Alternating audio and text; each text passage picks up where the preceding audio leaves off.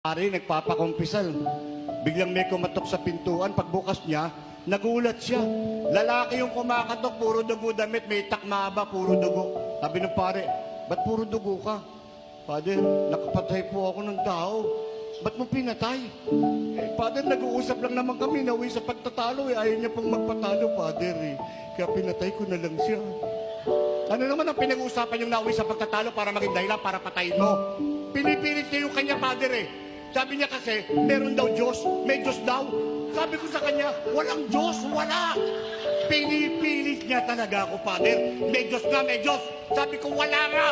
Ayaw niyang tumigil, Father. Pinatay ko na lang siya. Ikaw, Father,